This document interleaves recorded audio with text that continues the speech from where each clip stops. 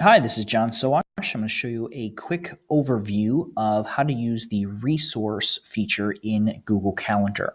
This feature is designed to help schools and organizations manage physical resources like conference rooms, computer labs, projector carts, and other things that must be reserved in order to use them.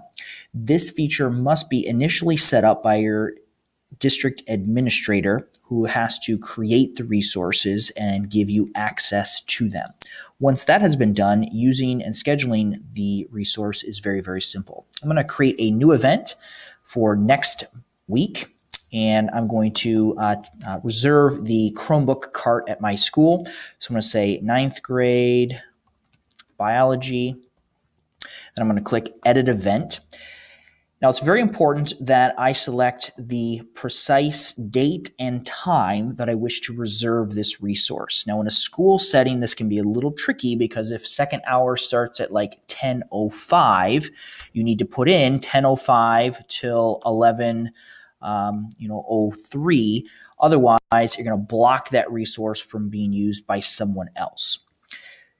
I can put in as many details as I want. Your school should come up with their expectations in terms of what they want you to add in here. The important thing is to go over on the right side of the screen. Normally, you will see the guest option, and that's where you can invite a person and send them an event invitation. But we're going to switch over to the Rooms tab. Now, this will only appear if your school or organization is using the resource feature of Google Classroom. Again, the resources you see displayed here were created by the district administrator who put those in.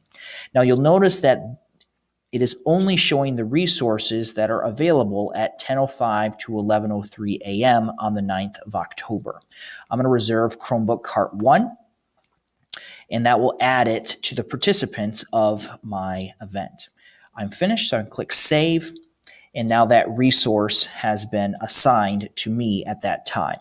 When I click on the event, you'll see Chromebook Cart is listed. Since I have reserved it, if someone else tries to go and reserve that same resource at the same time, it will no longer be available.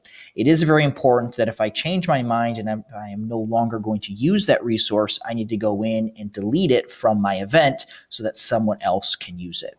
The resource feature in Google Calendar is very effective at managing resources as long as people are mindful of how they set up their event and make sure that they select the correct resource.